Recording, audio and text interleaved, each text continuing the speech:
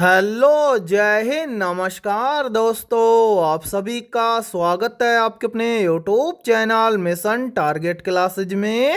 आज के इस क्लास में हम रेलवे ग्रुप डी परीक्षा 2026 के लिए पहला प्रैक्टिस सेट लेकर आए हैं। और मेरे भाई, इस पहले प्रैक्टिस सेट के अंदर हमने उन्हीं क्वेश्चनों को कवर किया है जो क्वेश्चन आपके रेलवे ग्रुप डी एग्जाम 2026 के लिए इम्पोर्टेंट रहेंगे। इसलिए आप सभी अभ्यर्थियों को इस पहले प्रैक्टिस सेट को कंप्लीट देखना है और इस प्रैक्टिस सेट के एंड में आपको बताना है कि आपके टोटल कितने क्वेश्चन सही होते हैं। और यदि आप हमारे इस यूट्यूब चैनल से पहली बार जुड़े हैं तो इस यूट्यूब चैनल को कर लीजिए सब्सक्राइब और बेल आइकन को प्रेस करना, ताकि ऐसी ही शानदार क्लास का नोटिफिकेशन आपको सबसे पहले देखने को मिले। तो चलिए शुरू करते हैं आज के इस पहले प्रैक्टिस सेट को बिना देरी के। पहला प्रश्न है आप सभी के सामने। यदि गुणा का अर्थ भाग है, भाग का अर्थ जोड़ है, माइनस का अर्थ गुणा है और प्लस का अर्थ माइनस है, तो नीचे दिए गए समीकरण का मान ज्ञात करें।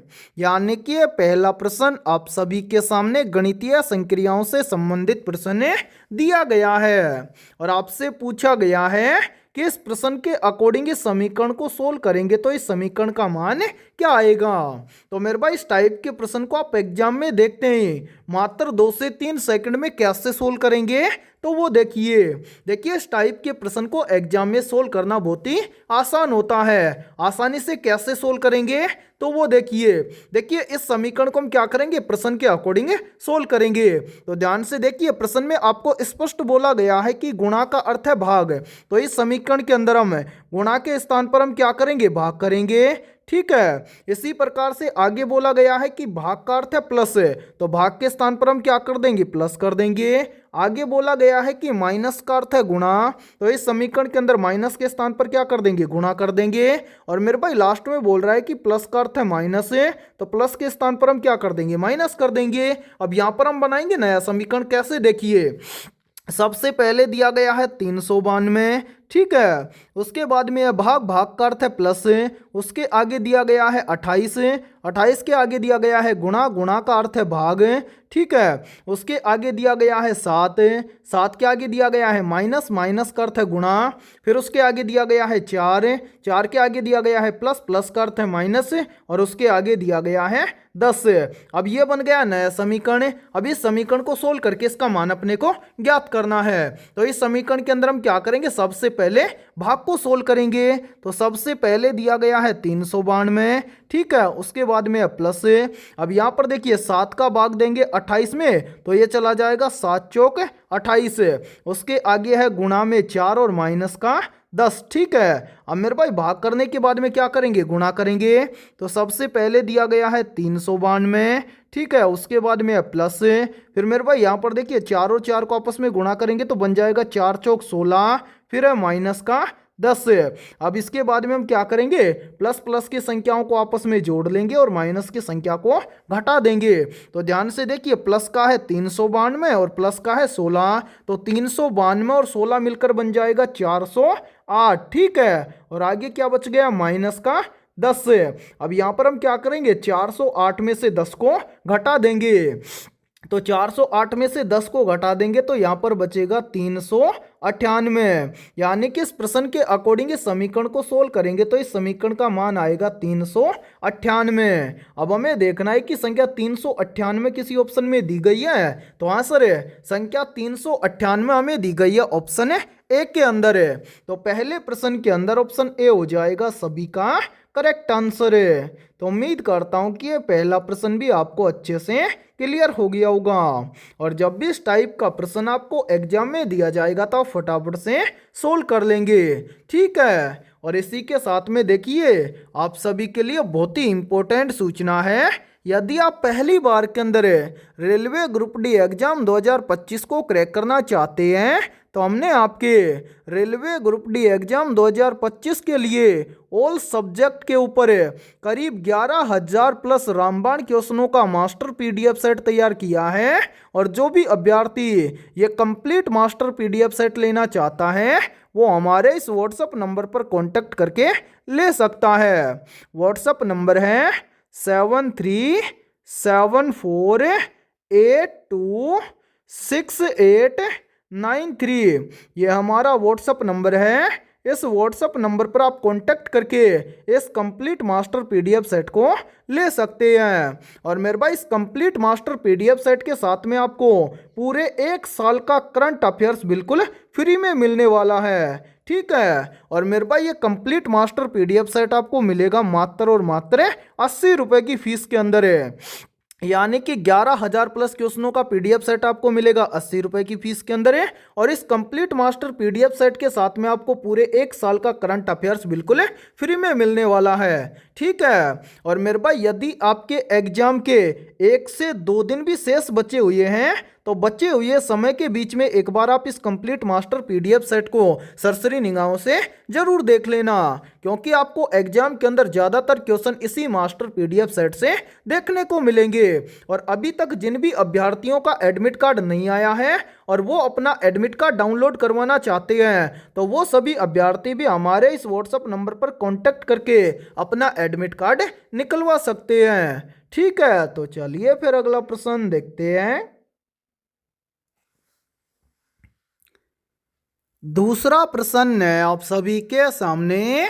यदि किसी वर्ष का 14 सितंबर मंगलवार है तो उसी वर्ष के 17 अक्टूबर को सप्ताह का कौन सा दिन होगा। यानी कि ये दूसरा प्रश्न आप सभी के सामने कैलेंडर से संबंधित प्रश्न दिया गया है। तो मेरे भाई इस टाइप के प्रश्न को आप एग्जाम में देखते हैं फटाफट से कैसे सोल्व करेंगे तो वो देखिए इस टाइप के प्रश्न को आप एग्जाम में देखते हैं फटाफट से सोल्व करेंगे कैसे, तो ध्यान से समझिए। जब भी आपको एग्जाम के अंदर कैलेंडर से संबंधित प्रश्न दिया जाए तो आपको क्या करना है, सबसे पहले आपको प्रश्न को ध्यानपूर्वक पढ़ना है और ये पता लगाना है कि प्रश्न में आपसे क्या पूछा गया है। तो मेरे भाई ध्यान से देखिए, प्रश्न में आपसे पूछा गया है कि 17 अक्टूबर को सप्ताह का कौन सा दिन होगा। सोल्व करेंगे कैसे फटाफट से, तो वो देखिए यहां पर ध्यान से देखिए। प्रश्न में आपको स्पष्ट बोला गया है कि 14 सितंबर को कौन सा वार है, मंगलवार है। तो मेरे भाई सबसे पहले आपको यह पता होना चाहिए कि सितंबर माह कितने दिन का होता है। तो यहां पर देखिए इतना तो आपको पता है कि 14 सितंबर को क्या वार है, मंगलवार है। तो यहां पर देखिए सितंबर का माह होता है 30 दिन का। ठीक है। तो सिंपल सा आपको क्या करना है, 30 में से सबसे पहले घटा देना है 14 को। तो ध्यान से देखिए यहां पर 30 में से 14 को घटाएंगे कितना बचेगा, 16। ठीक है। अब आपसे क्या पूछ रहा है कि 17 अक्टूबर को यानी कि सप्ताह का कौन सा दिन होगा, तो 17 अक्टूबर को पूछ रहा है। तो यहां पर हम क्या करेंगे, 16 के अंदर 17 को ऐड कर देंगे। तो ध्यान से देखिए 16 और 17 मिलकर बन जाएगा 33। ठीक है। अब मेरे भाई सिंपल सा आपको क्या करना है, इस 33 के अंदर आपको भाग दे देना है 7 का। अब 7 का भाग क्यों देंगे, क्योंकि सप्ताह में कितने दिन होते हैं, 7 दिन होते हैं, इसलिए हम 7 का भाग देंगे। ठीक है। तो यहां पर देखिए यहां पर चला जाएगा 7 चौका 28। तो यहां पर देखिए 33 में से हम क्या करेंगे, सिंपल सा 28 को घटा देंगे तो कितना बचेगा, 5। अब 5 में 7 का भाग जाएगा नहीं, तो आपको देखना है केवल शेष को कि शेष कितना बच रहा है, शेष बच रहा है 5। तो मेरे भाई 5 दिन आपको क्या करना है, मंगलवार के अंदर ऐड करना है। यदि आप मंगलवार के अंदर 5 दिन ऐड कर दोगे तो 17 अक्टूबर को सप्ताह का कौन सा दिन या कौन सा वार था ये आपको ज्ञात हो जाएगा। कितना ऐड करना है, 5। तो 1 2 3 4 5। ठीक है। अब यहां पर देखिए 14 सितंबर को कौन सा वार था, मंगलवार। तो देखिए मंगलवार के बाद में क्या हो जाएगा, बुधवार। बुधवार के बाद में क्या हो जाएगा, बृहस्पतिवार। बृहस्पतिवार के बाद में क्या हो जाएगा, शुक्रवार। शुक्रवार के बाद में क्या हो जाएगा, शनिवार। और शनिवार के बाद में क्या हो जाएगा, रविवार। यानी कि 17 अक्टूबर को सप्ताह का दिन होगा रविवार। अब हमें देखना है कि रविवार किसी ऑप्शन में दिया गया है, तो आंसर है रविवार हमें दिया गया है ऑप्शन सी के अंदर है। तो दूसरे प्रश्न के अंदर ऑप्शन सी हो जाएगा सभी का करेक्ट आंसर है। तो उम्मीद करता हूं कि ये दूसरा प्रश्न भी आपको अच्छे से क्लियर हो गया होगा। और जब भी आपको एग्जाम के अंदर कैलेंडर से संबंधित प्रश्न दिया जाएगा तो आप फटाफट से सोल्व कर लेंगे। ठीक है। और फिर भी यदि आपको किसी भी क्वेश्चन के अंदर कोई भी डाउट हो तो आप उस क्वेश्चन के बारे में कमेंट सेक्शन के अंदर पूछ सकते हैं। ठीक है। तो चलिए फिर अगला प्रश्न देखते हैं।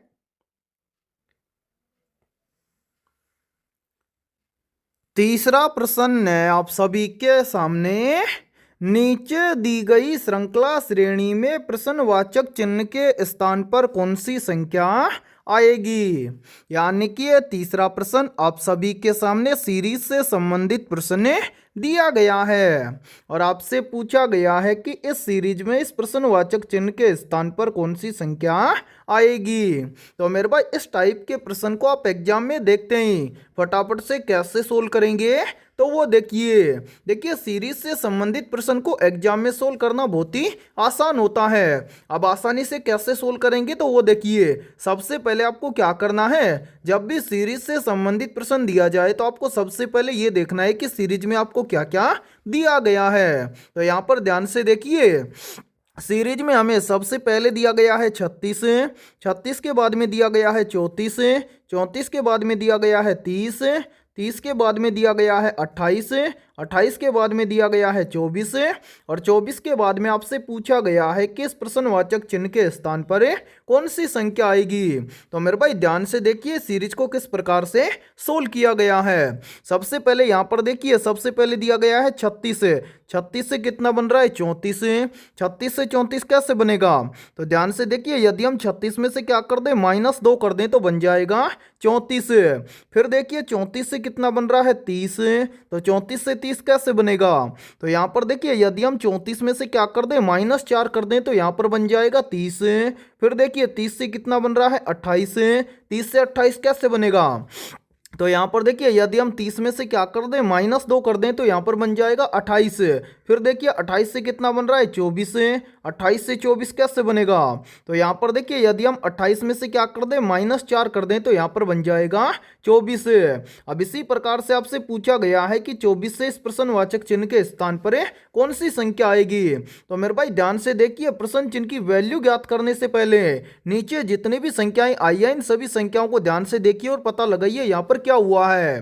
तो ध्यान से देखिए सबसे पहले क्या हुआ -2, उसके बाद में क्या हुआ -4, फिर उसके बाद में क्या हुआ -2, उसके बाद में क्या हुआ -4, यानी कि यहाँ पर एक सीरीज चल रहा है -2 -4 -2 -4। अब यहाँ पर क्या हो जाएगा -4 के बाद में हो जाएगा -2, यानी कि इस प्रश्न चिन्ह की वैल्यू हमें ज्ञात हो जाएगी कैसे, यदि हम 24 में से क्या कर दें -2 कर दें तो प्रश्न चिन्ह की वैल्यू हमें ज्ञात हो जाएगी। तो ध्यान से देखिए 24 में से 2 चला जाएगा कितना बचेगा 22, यानी कि इस प्रश्नवाचक चिन्ह के स्थान पर संख्या भरी जाएगी 22। अब हमें देखना है कि संख्या 22 किसी ऑप्शन में दी गई है, तो आंसर है संख्या 22 हमें दी गई है ऑप्शन है सी के अंदर है। तो तीसरे प्रश्न के अंदर ऑप्शन सी हो जाएगा सभी का करेक्ट आंसर है। तो उम्मीद करता हूं कि जब भी आपको एग्जाम के अंदर सीरीज से संबंधित प्रश्न दिया जाएगा तो आप फटाफट से सोल्व कर लेंगे। ठीक है, तो चलिए फिर अगला प्रश्न देखते हैं। चौथा प्रश्न है आप सभी के सामने। निम्नलिखित में से किसमें कार्बन उपस्थित नहीं होता है, या फिर देखिए इसी प्रश्न को एग्जाम के अंदर घुमाकर ऐसे भी पूछ लिया जाता है। प्रश्न पूछा जाता है कि निम्नलिखित में से किसमें कार्बन तत्व उपस्थित नहीं होता है। तो यहाँ पर देखिए इन चारों में से करेक्ट आंसर हो जाएगा सभी का ऑप्शन है सी। निम्नलिखित में से जो अमोनिया है इस अमोनिया में कार्बन तत्व उपस्थित नहीं होता है। तो चौथे प्रश्न के अंदर करेक्ट आंसर हो जाएगा सभी का ऑप्शन है सी। तो चलिए फिर अगला प्रश्न देखते हैं। पांचवा प्रश्न है आप सभी के सामने। निम्नलिखित में से कौन सी संख्या दी गई श्रृंखला में प्रश्न चिन्ह को प्रतिस्थापित करेगी। यानी कि ये पांचवा प्रश्न आप सभी के सामने सीरीज से संबंधित प्रश्न दिया गया है और आपसे पूछा गया है कि इस सीरीज में इस प्रश्नवाचक चिन्ह के स्थान पर कौन सी संख्या आएगी। और मेरे भाई ये प्रश्न आरआरबी ग्रुप डी एग्जाम 2025 के सेकंड शिफ्ट में पूछा गया था 27 नवंबर को। तो जल्दी से एक काम कीजिए, इस क्लास को रोकिए और इस प्रश्न को अपने स्तर से सोल्व करके कमेंट सेक्शन के अंदर कमेंट करके बताइए कि इस प्रश्नवाचक चिन्ह के स्थान पर कौन सी संख्या आएगी। तो उम्मीद करता हूं कि आपने इस प्रश्न को जरूर सोल्व किया होगा। तो आइए देखते हैं कि आपका आंसर क्या आया है। तो मेरे भाई मैंने आपको काफी बार बताया है कि जब भी आपको एग्जाम के अंदर सीरीज से संबंधित प्रश्न देखने को मिले तो आपको क्या करना है, सबसे पहले आपको ये देखना है कि सीरीज में आपको क्या क्या दिया गया है। तो यहाँ पर ध्यान से देखिए, सीरीज में हमें सबसे पहले दिया गया है 3, 3 के बाद में 2, 2 के बाद में 8, 8 के बाद में 7, 7 के बाद में 13, 13 के बाद में 12 और 12 के बाद में आपसे पूछा गया है कि इस प्रश्नवाचक चिन्ह के स्थान पर कौन सी संख्या आएगी। तो मेरे भाई यहाँ पर ध्यान से देखिए सीरीज को किस प्रकार से सोल्व किया गया है। सबसे पहले यहाँ पर देखिए सीरीज में दिया गया है 3, 3 से कितना बन रहा है 2, तो 3 से 2 कैसे बनेगा। तो ध्यान से देखिए यदि हम 3 में से क्या कर दें -1 कर दें तो यहाँ पर बन जाएगा 2। फिर देखिए 2 से कितना बन रहा है 8, तो 2 से 8 कैसे बनेगा। तो ध्यान से देखिए यदि हम 2 के अंदर क्या कर दें +6 कर दें तो 2 और 6 मिलकर बन जाएगा 8। फिर देखिए 8 से कितना बन रहा है 7, 8 से 7 कैसे बनेगा। तो यहाँ पर भी देखिए यदि हम 8 में से क्या कर दें -1 कर दें तो यहाँ पर बन जाएगा 7। फिर देखिए 7 से कितना बन रहा है 13, 7 से 13 कैसे बनेगा। तो यहाँ पर देखिए यदि हम 7 में क्या कर दें +6 कर दें तो 7 और 6 मिलकर बन जाएगा 13। फिर देखिए 13 से कितना बन रहा है 12, तो 13 से 12 कैसे बनेगा। तो ध्यान से देखिए यदि हम 13 में से क्या कर दें -1 कर दें तो बन जाएगा 12। अब इसी प्रकार से आपसे पूछा गया है कि 12 के बाद में इस प्रश्नवाचक चिन्ह के स्थान पर कौन सी संख्या आएगी।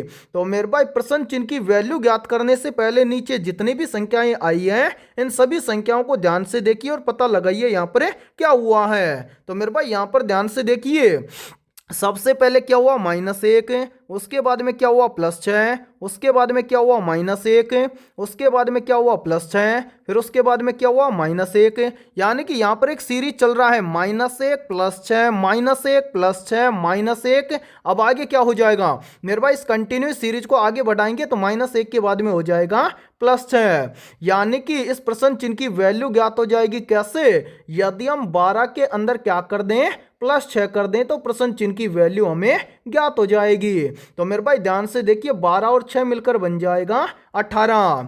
यानी कि इस प्रश्नवाचक चिन्ह के स्थान पर संख्या भरी जाएगी 18। अब हमें देखना है कि संख्या 18 किसी ऑप्शन में दी गई है। तो आंसर संख्या 18 में दी गई है ऑप्शन सी के अंदर है। तो 5वें प्रश्न के अंदर ऑप्शन सी हो जाएगा सभी का करेक्ट आंसर है। तो उम्मीद करता हूं कि जब भी आपको एग्जाम के अंदर सीरीज से संबंधित प्रश्न दिया जाएगा तो आप फटाफट से सोल्व कर लेंगे। ठीक है, तो चलिए फिर अगला प्रश्न देखते हैं। छठा प्रश्न है आप सभी के सामने, निम्नलिखित में से प्रतिरोध की एसआई इकाई क्या है। मेरे भाई वेरी वेरी इंपॉर्टेंट प्रश्न है ये, तो जल्दी से बताइए इन चारों में से करेक्ट आंसर क्या होगा। आप सभी से पूछा गया है कि निम्नलिखित में से प्रतिरोध की एसआई इकाई क्या है। तो यहाँ पर देखिए इन चारों में से करेक्ट आंसर हो जाएगा सभी का ऑप्शन है सी, प्रतिरोध की एसआई इकाई है ओम। तो छठे प्रश्न के अंदर करेक्ट आंसर हो जाएगा सभी का ऑप्शन है सी। तो चलिए फिर अगला प्रश्न देखते हैं। सातवां प्रश्न है आप सभी के सामने, वर्तमान में भारतीय संविधान में कुल कितनी अनुसूचियां हैं। मेरे भाई वेरी वेरी इंपॉर्टेंट प्रश्न है ये, तो जल्दी से बताइए इन चारों में से करेक्ट आंसर क्या होगा। आप सभी से पूछा गया है कि वर्तमान में भारतीय संविधान में कुल कितनी अनुसूचियां हैं। तो यहाँ पर देखिए इन चारों में से करेक्ट आंसर हो जाएगा सभी का ऑप्शन है सी, यानी कि वर्तमान में भारतीय संविधान में कुल 12 अनुसूचियां हैं। तो सातवें प्रश्न के अंदर करेक्ट आंसर हो जाएगा सभी का ऑप्शन है सी। तो चलिए फिर अगला प्रश्न देखते हैं। आठवां प्रश्न है आप सभी के सामने, मुगल बादशाह अकबर ने किस वर्ष में इबादत खाना की स्थापना की थी। मेरे भाई वेरी वेरी इंपॉर्टेंट प्रश्न है ये, तो जल्दी से बताइए इन चारों में से करेक्ट आंसर क्या होगा। आप सभी से पूछा गया है कि मुगल बादशाह अकबर ने किस वर्ष में इबादत खाना की स्थापना की थी। तो यहाँ पर देखिए इन चारों में से करेक्ट आंसर हो जाएगा सभी का ऑप्शन है ए, यानी कि जो मुगल बादशाह अकबर थे इन्होंने इबादत खाना की स्थापना की थी वर्ष 1575 में। तो 8वें प्रश्न के अंदर करेक्ट आंसर हो जाएगा सभी का ऑप्शन है ए। तो चलिए फिर अगला प्रश्न देखते हैं। 9वां प्रश्न है आप सभी के सामने, विद्युत बल्ब का फिलामेंट किस धातु का बना होता है? ऑप्शन ए टंगस्टन धातु का, ऑप्शन बी है प्लेटिनम धातु का, ऑप्शन सी है तांबा धातु का और ऑप्शन डी है लोहा धातु का। तो जल्दी से बताइए इन चारों में से करेक्ट आंसर है क्या होगा। आप सभी से पूछा गया है कि विद्युत बल्ब का फिलामेंट किस धातु का बना होता है। तो यहाँ पर देखिए इन चारों में से करेक्ट आंसर हो जाएगा सभी का ऑप्शन है ए। विद्युत बल्ब का फिलामेंट बना होता है टंगस्टन धातु का। तो 9वें प्रश्न के अंदर करेक्ट आंसर हो जाएगा सभी का ऑप्शन है ए। और मेरे भाई इस क्लास के अंदर आपको एंड तक बने रहना है, क्योंकि इस क्लास के अंदर हमने बहुत ही शानदार और इम्पोर्टेंट क्वेश्चनों को कवर किया है और सभी क्वेश्चन आपके एग्जाम के लिए इम्पोर्टेंट रहेंगे। ठीक है, तो चलिए फिर अगला प्रश्न देखते हैं। 10वां प्रश्न है आप सभी के सामने, ओम के नियम का सूत्र क्या है? या फिर देखिए इसी प्रश्न को एग्जाम के अंदर ऐसे भी पूछ लिया जाता है। प्रश्न पूछा जाता है कि ओम के नियम का सूत्र क्या होता है। तो यहाँ पर देखिए इन चारों में से करेक्ट आंसर हो जाएगा सभी का ऑप्शन है ए। ओम के नियम का सूत्र होता है V बराबर IR। ठीक है, तो 10वें प्रश्न के अंदर करेक्ट आंसर हो जाएगा सभी का ऑप्शन है ए। और मेरे भाई यहाँ पर देखिए यहीं से एक प्रश्न और बनता है और ये प्रश्न भी काफी बार एग्जाम के अंदर रिपीट होता है। प्रश्न पूछा जाता है कि ओम किसका मात्रक होता है? तो मेरे भाई याद रखना ओम होता है प्रतिरोध का मात्रक।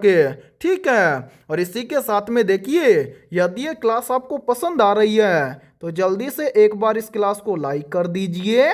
और यदि आप हमारे इस YouTube चैनल से पहली बार जुड़े हैं तो इस YouTube चैनल को कर लीजिए सब्सक्राइब और बेल आइकन को प्रेस करना, ताकि ऐसी शानदार क्लास का नोटिफिकेशन आपको सबसे पहले देखने को मिले। और आपके जितने भी दोस्त हैं रेलवे ग्रुप डी एग्जाम 2025 की तैयारी कर रहे हैं तो उनके पास भी इस क्लास को आप ज़्यादा से ज़्यादा शेयर करें। ठीक है, तो चलिए फिर अगला प्रश्न देखते हैं। 11वां प्रश्न है आप सभी के सामने, पादपों में जाइलम ऊतक किसके परिवहन के लिए उत्तरदायी होता है? मेरे भाई वेरी वेरी इंपॉर्टेंट और सिलेक्टेड और मेरे भाई 100% आपके एग्जाम में पूछा जाने वाला प्रश्न है ये। तो एक काम कीजिए जल्दी से इस प्रश्न का आंसर आप कमेंट सेक्शन के अंदर कमेंट करके बताइए। आपसे पूछा गया है कि पादपों में जाइलम ऊतक किसके परिवहन के लिए उत्तरदायी होता है। तो यहाँ पर देखिए इन चारों में से करेक्ट आंसर हो जाएगा सभी का ऑप्शन है बी, यानी कि पादपों में जाइलम ऊतक जल और खनिज लवणों के परिवहन के लिए उत्तरदायी होता है। तो 11वें प्रश्न के अंदर करेक्ट आंसर हो जाएगा सभी का ऑप्शन है बी। तो चलिए फिर अगला प्रश्न देखते हैं। 12वां प्रश्न है आप सभी के सामने, किसी पौधे में बीज बनने के बाद कौन सी प्रक्रिया होती है? ऑप्शन ए है परागण की, ऑप्शन बी है निषेचन की, ऑप्शन सी है बीज परिक्षेपण की और ऑप्शन डी है बीज अंकुरण की। तो यहाँ पर देखिए इन चारों में से करेक्ट आंसर हो जाएगा सभी का ऑप्शन है सी, यानी कि किसी पौधे में बीज बनने के बाद में बीज परिक्षेपण की प्रक्रिया शुरू होती है। तो 12वें प्रश्न के अंदर करेक्ट आंसर हो जाएगा सभी का ऑप्शन है सी। तो चलिए फिर अगला प्रश्न देखते हैं। 13वां प्रश्न है आप सभी के सामने, सुभाष चंद्र बोस ने किस संगठन की स्थापना की थी? तो यहाँ पर देखिए इन चारों में से करेक्ट आंसर हो जाएगा सभी का ऑप्शन है ए। सुभाष चंद्र बोस ने आजाद हिंद फौज संगठन की स्थापना की थी। और यहाँ पर देखिए यहीं से एक प्रश्न और बनता है और ये प्रश्न भी काफी बार एग्जाम के अंदर रिपीट होता है। प्रश्न पूछा जाता है कि सुभाष चंद्र बोस ने आजाद हिंद फौज का गठन कहाँ पर किया था। तो मेरे भाई याद रखना, सुभाष चंद्र बोस ने आजाद हिंद फौज का गठन किया था सिंगापुर में। तो 13वें प्रश्न के अंदर करेक्ट आंसर हो जाएगा सभी का ऑप्शन ए। और मेरे भाई यहाँ पर देखिए आप सभी के लिए बहुत ही इंपॉर्टेंट सूचना है। यदि आप पहली बार के अंदर रेलवे ग्रुप डी एग्जाम 2026 को क्रैक करना चाहते हैं तो हमने आपके रेलवे ग्रुप डी एग्जाम 2026 के लिए ऑल सब्जेक्ट के ऊपर टॉपिक वाइज और वो भी फुल सॉल्यूशन के साथ में लगभग 25,000 प्लस रामबाण क्वेश्चनों का मास्टर पीडीएफ सेट तैयार किया है। और जो भी अभ्यर्थी ये कंप्लीट मास्टर पीडीएफ सेट लेना चाहता है वो हमारे इस व्हाट्सएप नंबर पर कांटेक्ट करके ले सकता है। व्हाट्सएप नंबर है 7374826893। ये हमारा व्हाट्सएप नंबर है। इस व्हाट्सएप नंबर पर आप कांटेक्ट करके इस कंप्लीट मास्टर पीडीएफ सेट को ले सकते हैं। और मेरे भाई इस कंप्लीट मास्टर पीडीएफ सेट की प्राइस हमने रखी है मात्र और मात्र 80 रुपये। यानी कि ये कंप्लीट मास्टर पीडीएफ सेट आपको मिलने वाला है मात्र और मात्र 80 रुपये की फीस के अंदर है। और मेरे भाई इस कंप्लीट मास्टर पीडीएफ सेट के अंदर सभी क्वेश्चन है मोस्ट इंपोर्टेंट और सिलेक्टेड रहने वाले हैं। और मैं आप सभी को ये गारंटी देता हूं यदि आप एग्जाम से पहले इस कंप्लीट मास्टर पीडीएफ सेट को अच्छे से तैयार कर लेते हैं तो आप पहली बार के अंदर रेलवे ग्रुप डी एग्जाम 2026 को क्रैक कर जाएंगे। तो जल्दी से जाइए और इस व्हाट्सएप नंबर पर आप कांटेक्ट करके इस कंप्लीट मास्टर पीडीएफ सेट को ले लीजिए और एग्जाम से पहले अपनी कंप्लीट तैयारी को मजबूत बना लीजिए। ठीक है, तो चलिए फिर अगला प्रश्न देखते हैं। 14वां प्रश्न है आप सभी के सामने, निम्नलिखित में से अंतिम मुगल शासक कौन था। तो यहाँ पर देखिए इन चारों में से करेक्ट आंसर हो जाएगा सभी का ऑप्शन है ए। यानी कि अंतिम मुगल शासक था बहादुर शाह जफर। तो 14वें प्रश्न के अंदर करेक्ट आंसर हो जाएगा सभी का ऑप्शन है ए। तो चलिए फिर अगला प्रश्न देखते हैं। 15वां प्रश्न है आप सभी के सामने, भारतीय संविधान के अनुच्छेद 75 डी के अनुसार प्रधानमंत्री या केंद्र मंत्रियों को शपथ कौन दिलवाता है या कौन दिलाता है। मेरे भाई वेरी वेरी इंपॉर्टेंट प्रश्न है ये। तो जल्दी से बताइए इन चारों में से करेक्ट आंसर क्या होगा। आप सभी से पूछा गया है कि भारतीय संविधान के अनुच्छेद 75 डी के अनुसार प्रधानमंत्री या केंद्रीय मंत्रियों को शपथ कौन दिलाता है। तो यहाँ पर देखिए इन चारों में से करेक्ट आंसर हो जाएगा सभी का ऑप्शन है सी। भारतीय संविधान के अनुच्छेद 75 डी के अनुसार प्रधानमंत्री या केंद्रीय मंत्रियों को शपथ दिलाता है राष्ट्रपति। तो 15वें प्रश्न के अंदर करेक्ट आंसर हो जाएगा सभी का ऑप्शन है सी। तो मेरे भाई इस क्लास के अंदर इतना ही, फिर मिलते हैं ऐसे ही बेहतरीन और शानदार क्वेश्चनों के साथ नेक्स्ट क्लास में। तब तक के लिए जय हिंद जय भारत।